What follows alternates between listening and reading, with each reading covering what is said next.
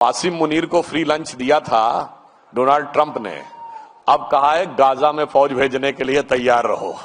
अब आसिम मुनीर साहब ऐसे फंस गए कि अगर गाजा में फौज भेजनी है तो घर में गए और नहीं भेजनी है तो वहां से गए। आजकल बहुत सारा जेनजी की बात होती है और यह माना जाता है कि जेनजी सोशल मीडिया से बहुत प्रभावित होती है। तो मैं उनको कहना चाहता हूं कि ये बताइए साहब, ये पानी की बोतल 10 रुपए की आती है, ठीक, पानी तो 10 रुपए का है, पर फेसबुक फ्री है, यूट्यूब फ्री है, ट्विटर फ्री है, इंस्टाग्राम फ्री है। क्यों भाई? सिर्फ इंटरनेट का पैसा देना है, क्यों फ्री दे रहे हैं? और वो भी एक ऐसी संस्कृति के द्वारा जो ये कहती है there can never be a free lunch, if there is a free lunch there has to be poison in it. वो आपको फ्री का लंच क्यों दे रहा है? फ्री में क्यों दे रहा है? इसका मतलब कुछ ना कुछ आपके दिमाग में वो चीजें लाई जा रही हैं, उसे समझना चाहिए। और वैसे भी एक और मैं बात कहूं, थोड़ा सा विषयांतर होते हुए, फ्री लंच जब दिया जाता है, ये अमेरिकन प्रोवर्ब है, तो आसिम मुनीर को फ्री लंच दिया था डोनाल्ड ट्रंप ने, अब कहा है गाजा में फौज भेजने के लिए तैयार रहो।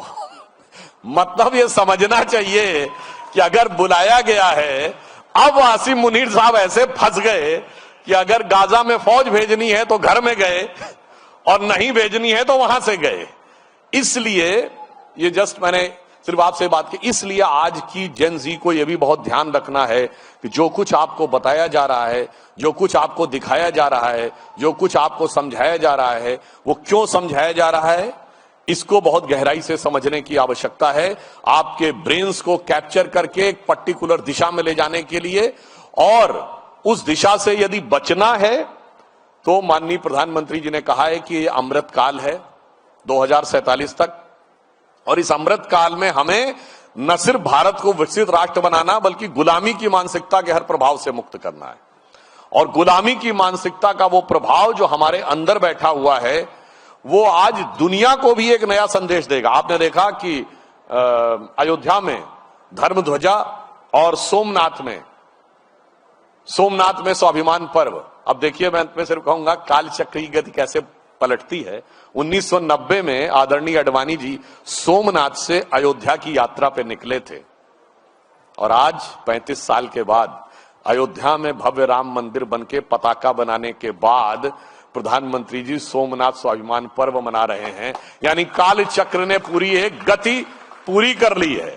किसी को समझ में आए तो ठीक है, मानो तो मैं गंगा मां हूं, ना मानो तो बहता पानी। काल चक्र की गति किस दिशा की तरफ संकेत दे रही है, उसे समझना चाहिए। और अंत में यह भी ध्यान रखिए कि जो कहा था प्रधानमंत्री जी ने कि यही समय है, सही समय है, भारत का अनमोल समय है। हमें एकदम कॉन्फिडेंट रहना है कि भारत का यह वक्त आ गया है, और जेन जी को इससे यह शिक्षा लेनी चाहिए कि जेन जी के युवाओं जागो, पुनः नया युग आया है। जेन जी के युवाओं जागो, पुनः नया युग आया है, और भारत मां की शक्ति जगी है, धर्म ध्वजा लहराया है। और मैं, आदरणीय दत्ता जी यहां बैठे हैं, ये जो यात्रा हुई है 30-35 साल की, भारतीय संस्कृति के प्रति जिस प्रकार का आघात हुआ है, इसके बाद भी इस ज्वाला को, इस ज्योति को जिसने बुझने नहीं दिया, वो उस परंपरा के प्रतीक हैं। सतीश जी भी यहां पर बैठे हुए हैं, राष्ट्रीय स्वयंसेवक संघ से जुड़े बहुत से लोग बैठे हैं। आज वो जानते हैं क्यों नहीं धारा बुझ पाई। जो बचपन में हम संघ का गीत सुनते थे, हम केशव के अनुयायी हैं, हमने तो बढ़ना सीखा है, अंधकार में बंधु भटकते, पंथ बिना व्याकुल दुख सहते, पथ दर्शक दीपक बन तिल तिल हमने तो जलना सीखा है। तो जिन लोगों ने अपने को पथ दर्शक दीपक की तरह जलाया, जिसमें वो कहा था कि तृषित जनों को जीवन देंगे, मां अब हम मधुरित लाएंगे, सुर सरी देने हिमगिर के सम, हमने तो गलना सीखा है। क्योंकि ऐसे लोगों ने अपनी एक उस परंपरा का निर्वाह किया, इसकी वजह से आज राष्ट्रवाद की वह ज्योति प्रखर ज्वाला बनकर हमारे सामने आकर खड़ी है। बस हमें क्या करना है? देखिए साहब, ज्ञान तो ऋषि मुनि दे गए, कर्म का कार्य डॉक्टर हेडगेवार गुरुजी से लेके आज तक संघ के प्रचारक कर रहे हैं। अब बस उस कार्य की उपासना हमें करनी है। तब ज्ञान, कर्म और उपासना तीनों की त्रिवेणी से भारत मां की यह शक्ति पुनर्जागृत होगी।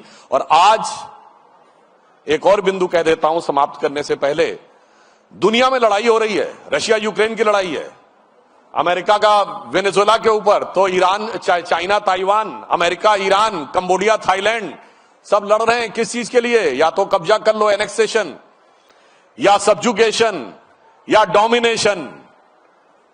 मगर भारत में भगवान राम ने जब लंका जीता तो एनेक्सेशन नहीं किया, अपने राज्य में नहीं मिलाया, ना अपना कोई डिप्यूटी बैठाला, ना सब्जुगेशन किया, ना डोमिनेशन किया।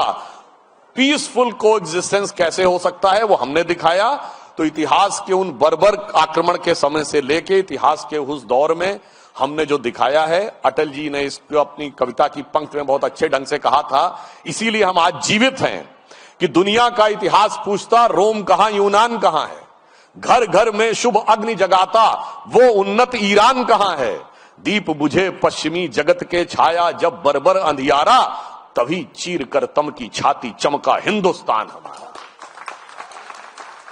और शत शत आघातों को सहकर जीवित हिंदुस्तान हमारा, जग के मस्तक पर रोली सा शोभित हिंदुस्तान हमारा। इसलिए आप आश्वस्त रहिए, भारत के राइजिंग का समय आ गया है।